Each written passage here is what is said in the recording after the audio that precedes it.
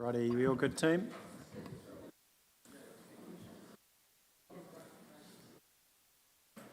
Righty, welcome everybody. Thank you, Mr. Dejoux. Was it?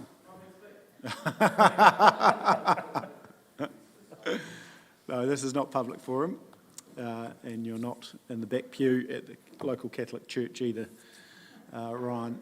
Look, we'll get started. I'll start us with the karakia. I rara, I tamanui tara, whiti mai ruka, whiti mai raro, kia pia titi, kia wana titi, kia rito titi, kia tau mai te Māori, haumie, huie, tai kie. Brilliant, thank you. So big agenda, welcome everyone. Special welcome to our most prominent real estate developer, Mr. Dejoux. Also special welcome. Joining us today is Nigel Trainer, who will start as the new Chief Executive. And for those that haven't met him yet, I'm sure you'll get the chance to have a chat afterwards. And he's going to join us through the public excluded items as well. And he starts in the job next week. So we'll get now into the agenda, call for apologies. I've just got Councillor Parker. Is there anyone else? No, all in attendance. I'm happy to move the apologies. Councillor Jackson is a seconder. I'll put the motion now. All those in favour, please say aye. Against, carried. No public forum, no urgent business that I'm aware of. Matters of a minor nature. I might just briefly discuss what I sent you over the weekend in regard to, we've got the special general meeting, and just to get a bit of a steer around some consensus on what our view is, so we might just go through that. So that's local government consensus position. Anything else as far as minor nature? No, all good. Conflicts of interest? No. Perfect. Move now to confirmation of minutes. We have minutes on the council meeting 17th of October. Can I have a move for that? Thank you. Councillor Shannon, seconded Councillor Pye. Put the motion. All those in favour, please say aye. Against, carried. Minutes 7.2 of council meeting 31st of October. I'm happy to move that. Councillor Oliver, was a stretch or a arm up? Perfect. Seconder, I'll put the motion. All those in favour, please say aye. Against, carried. Minutes of the extraordinary meeting, council meeting held on the 14th of November, which is item 7.3. Councillor Booth, you happy to move that for me? Thank you. Councillor Burt, seconder. I'll put the motion. All those in favour, please say aye. Against, carried. Schedules of functions attended by Mayor, Deputy Mayor and councillors. I'll move that from the chair, and thank you to all those that have attended on my behalf, so I really appreciate that. And seconder for that, Councillor Booth again, thank you. Put the motion now. All those in favour, please say aye. Against, carried. Move now to 8.2, schedule of functions attended by the Chief Executive. I'm happy to move that again. Who's not on the sheet yet? Oh, Councillor Shannon, yeah. And quickly, put the motion now. All those in favour, please say aye. Move now to our first report, which is 9.1, which is a fixing of the common seal. I'll move that. Can I have a seconder? Councillor Burt, thank you. Put the motion. All those in favour, please say aye. Now move to 9.2, which is on page 52. Catch up the agenda. There we go. Council-controlled organisations, and I'll welcome Paul Cooper up as well. Your name's on it. Don't have to. That's right. Bede, did you want to lead us into this? Through you, Your Worship, I can talk to it. Mr. Cooper can come forward there as well.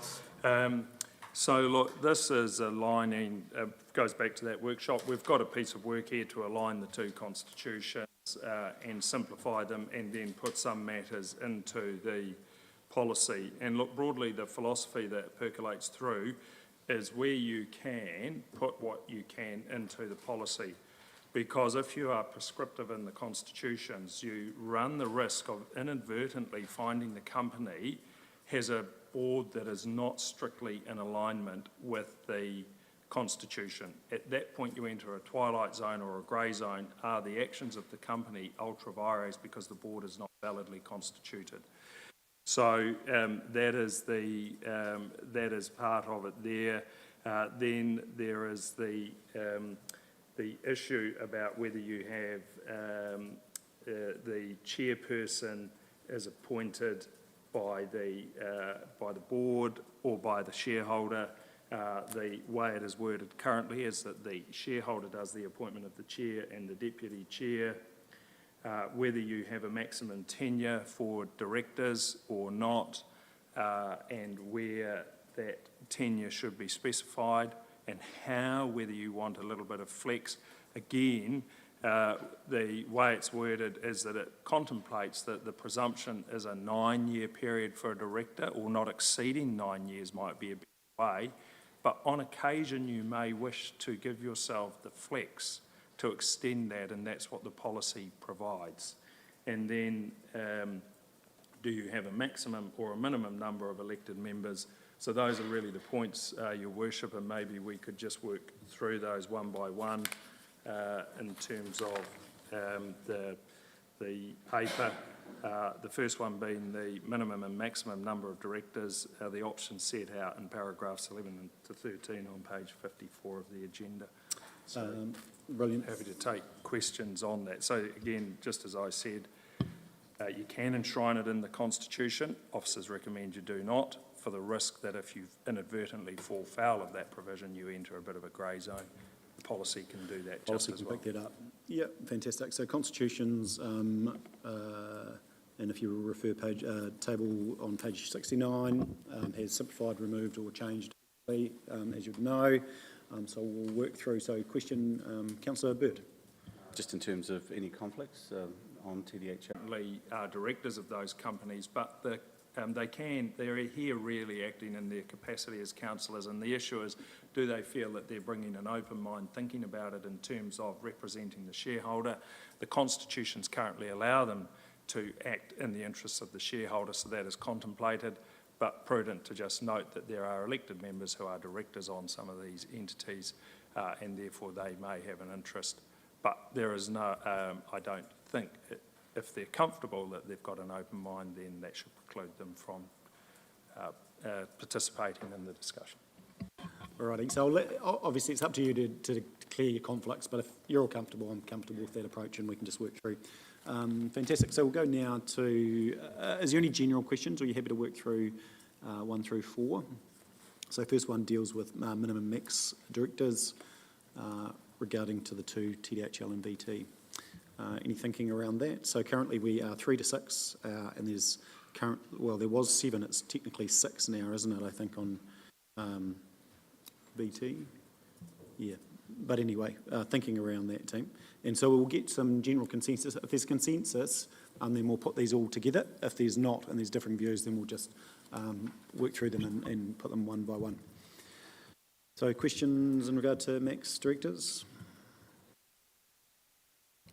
I'm personally happy with the TDHL 3 to 6. Obviously 3 is the minimum. VT currently 7. I think we do need to put some parameters around that, because I actually think 7's relatively high. So I'd like us to put some parameters. So I'd be comfortable with 3 to 6 through both, but pretty keen to hear it. Policy. Sorry? And in the policy, yeah. Yeah. Yeah. Thinking, team? I think I agree with it being in the policy and not in the Constitution, so I'm happy with the Constitution. Yeah, as for the numbers, if we've got a range in there, I think we can decide each time, can't we? Cool. Everyone comfortable with that? Policy versus Constitution? Yeah, it does make it easier. Councillor Booth?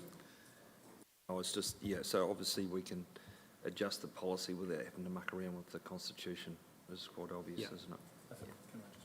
Yeah, of course. Yeah, so, and there's another advantage of the policy.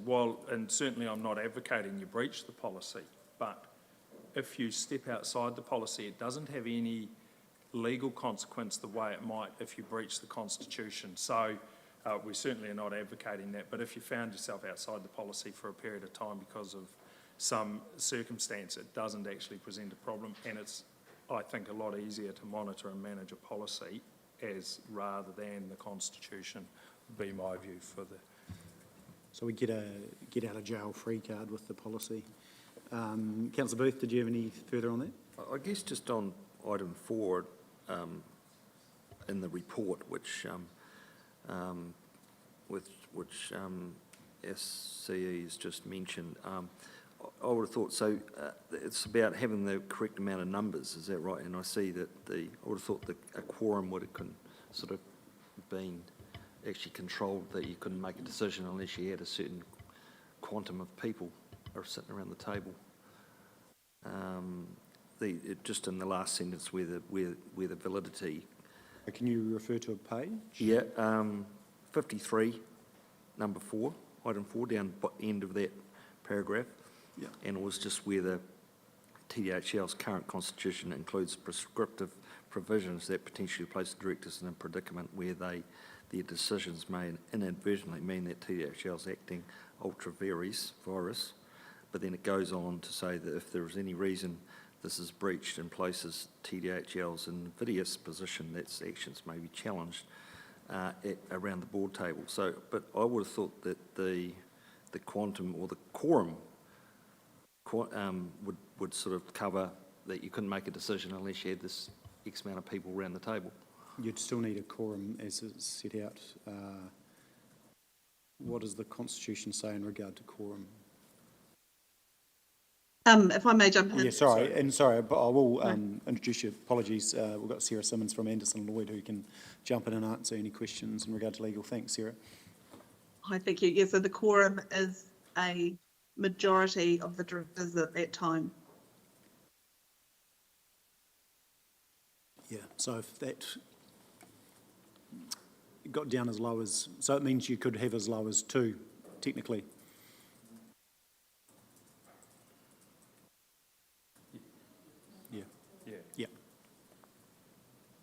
Yeah, cool. Just to clarify, what we're trying to avoid there, Councillor Booth, is that you might say have 5 or 6 directors, but then for a variety of reasons, if it specifies 3, you might already drop down to 2. I think, Sarah, you were saying there was a case of a company that for some years they didn't realise what the minimum or maximum number was, and they were in breach of that. And so that's the challenge you have, is suddenly if you haven't got you're not sitting within the band specified in the Constitution, you might constitute a quorum because your majority of the directors who are showing up are there, but the board is not constituted in accordance with the Constitution, and that's where you get into a grey zone. Do you want to elaborate a bit on that, Sarah? Yeah, in that situation, there was a minimum number of directors that wasn't met. And so once they discovered this, they didn't realise for a number of months, they sort of had to quickly scramble and appoint an extra director and then pass a resolution ratifying everything that had been done beforehand. It wasn't ideal. A little bit messy. Anyway, so you're comfortable with that, Councillor Booth? Okay, brilliant. So I think we're all in agreement on point 1. We'll move to point 2. TDHL and VT's constitution should minimum maximum number of elected member directors, taking into account the report that we've previously seen and the direction that we're heading, but happy to get comments, questions from the floor in regard to what people's thinking is. Councillor Booth. Look, probably just going back to the VT board, going from 7 back to 6, the price, I mean, the cost of a VT board member is relatively bugger all compared to a TDHL, and it's probably, you're looking at economic development plus you're looking at tourism, and I just wonder whether that's, we're up at 7 at the moment, and I know, but it could be, you get a little bit more variety around the table. Yeah, so that's, so we're making decisions on the Constitution, so that can still sit within the policy. Yeah, so that's a good point, and that can still be covered. And so, yeah, elected member directors, we're currently one and one effectively, two by default on VT, but it's sort of been one. I think you know my view in regard to TDHL. I'd like to see it all independent, but I'm comfortable with where the consensus is. Do we want to set anything out in the Constitution for that, in that regard? Councillor Piddington. We'll have to agree to disagree on that, Nigel. I think TDHL does need one councillor on board to help the process, to keep us in the loop, but I mean, we don't have to decide that today, do we? Yeah, so it's just where the Constitution sets that, yeah. Yeah, so, sorry, no.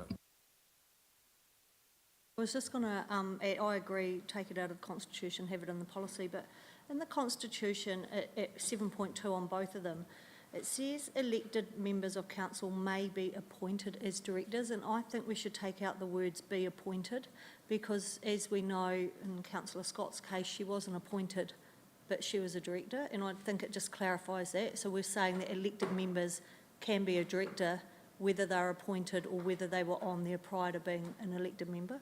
I just think there's a slight distinction there. Yeah, so just can be a director as opposed to appointed. Yeah.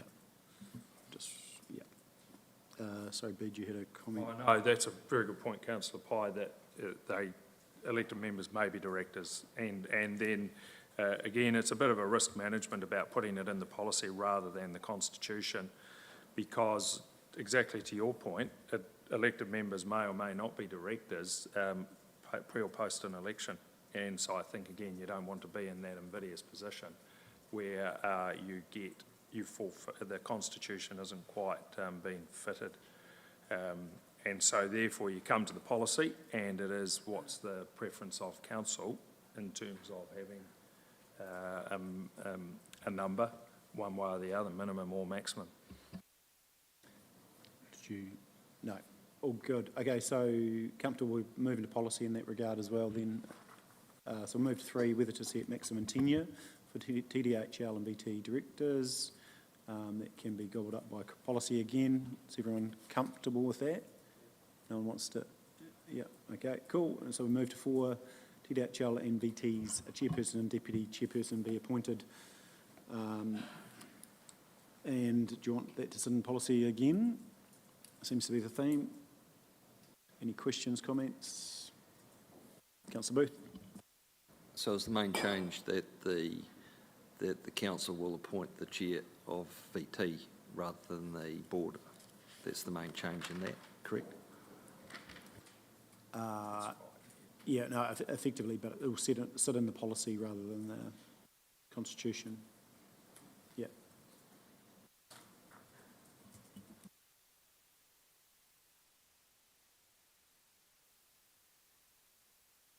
Okay, so if we go through those 4, I think everyone's comfortable.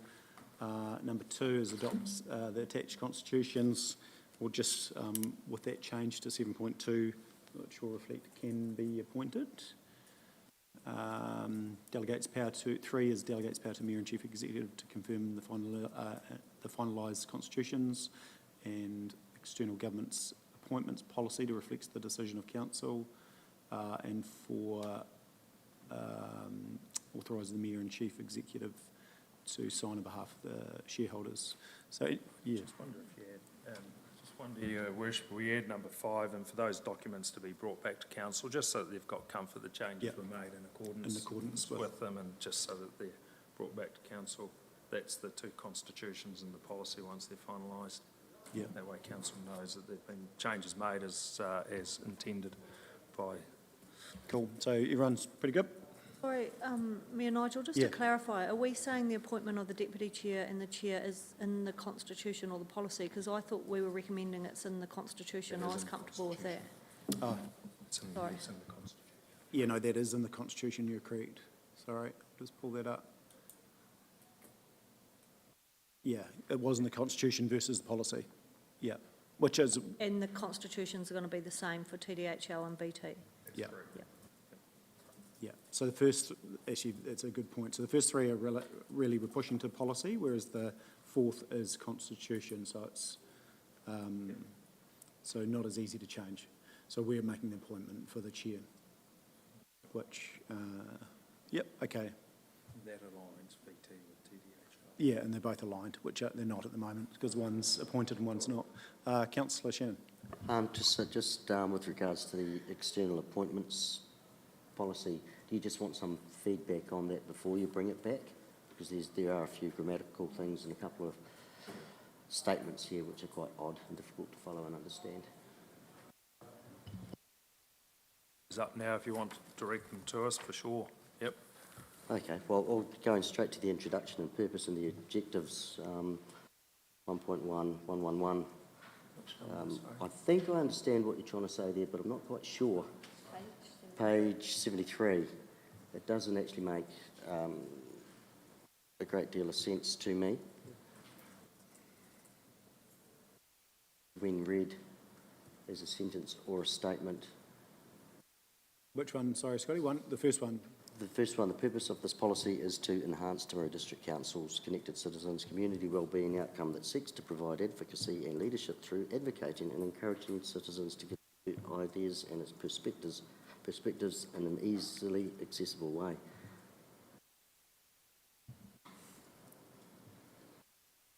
I'm sure that could be more succinct.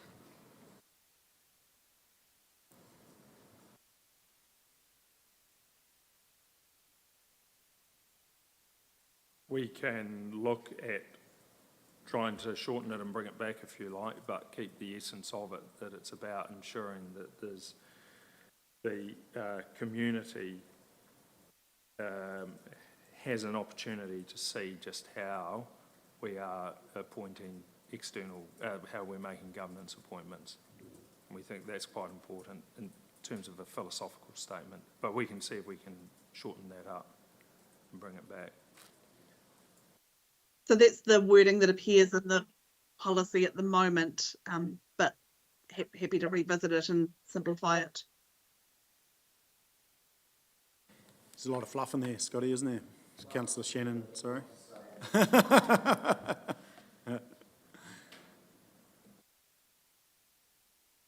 That's all right. Perhaps, have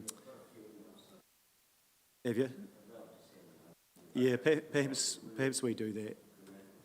Yeah, okay.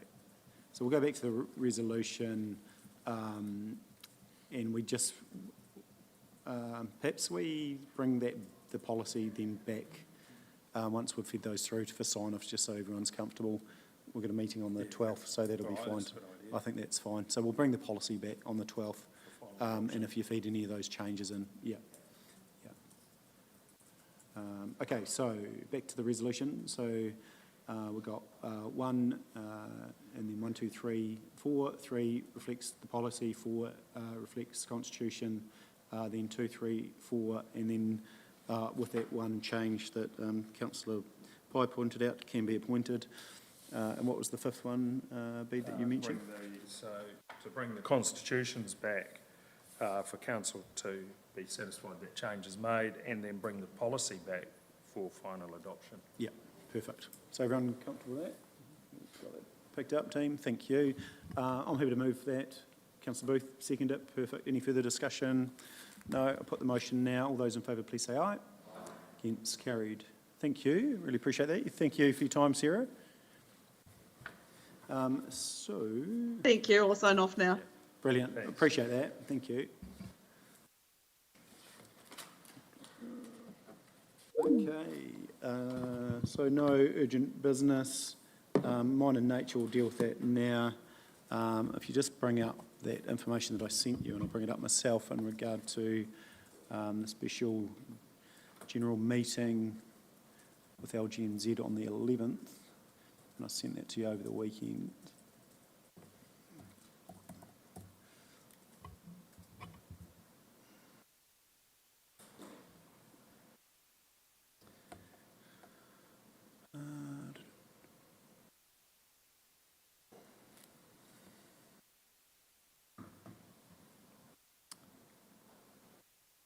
So, there's the 5 themes, effectively. So, build, and they're effectively asking us on the day for a yes/no answer, and there's a lot in these themes, and so that's why I thought it was important that we get consensus for our direction.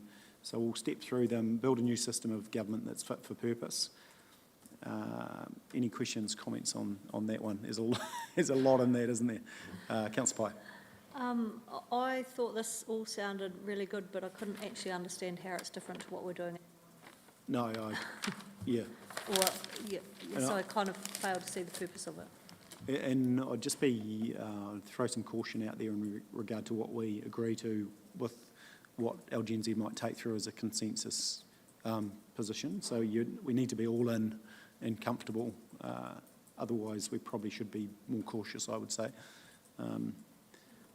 There are some slightly different things in there around a 4-year term and things like that, but I just thought on the whole, probably based on the workshop we went to, they were describing what we already had in the workshops part of anyway, so I couldn't really see the point. Yeah. Look, and maybe is it, I just want us all to be very comfortable with what we're agreeing to, so it doesn't catch us down the track. So generally, as far as the way that's worded, what are other people's thinking? Comfortable with that, or just a yes, no? We'll just do it by consensus, and you happy? The only thing we probably haven't discussed as a team really is that's not the same as what we do now, is a 4-year term of local government. Have we decided that as a group that's where we want to go? Sorry, I apologise. A 4-year term Yeah. thing, that's the only thing we probably haven't discussed, is that where we want to go. The rest of it, just like Councillor Pye says, we're already doing it. Already doing. So in that regard, then, are we comfortable with a yes? Yep, not, yep. Consensus, that's enough nod, so we'll go yes on that. Cool. Rebalance the country's tax take between central and local government. We probably don't need to discuss that, so that's a yes.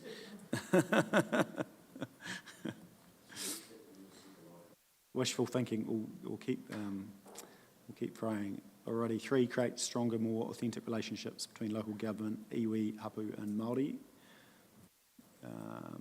I have concerns about more regulation in this space, to be fair.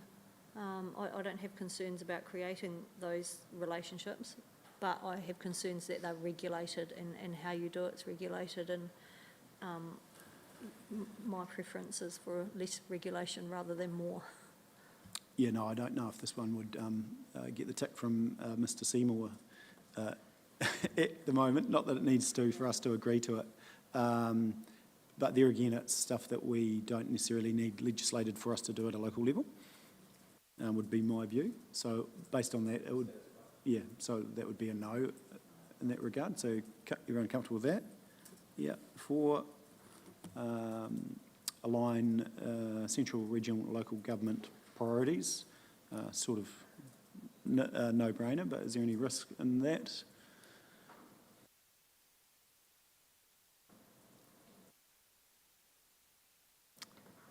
If you go into the definition, but I don't think it's the end of the world. Oh, lost it. There we go.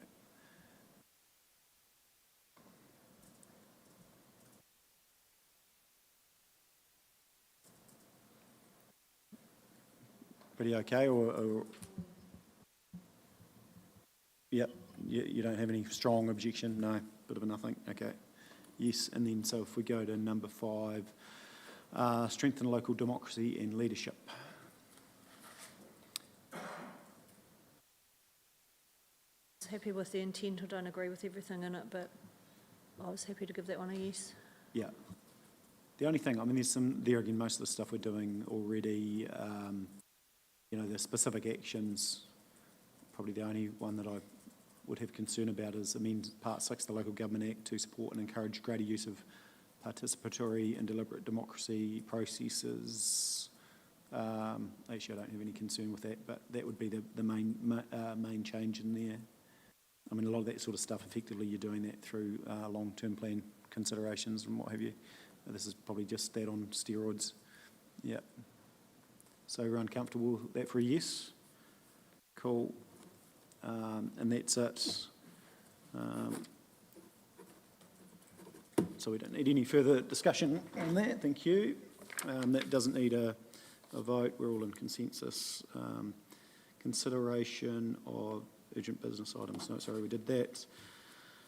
No public forum, now move to exclusion of the public. Can I have a mover for exclusion of the public?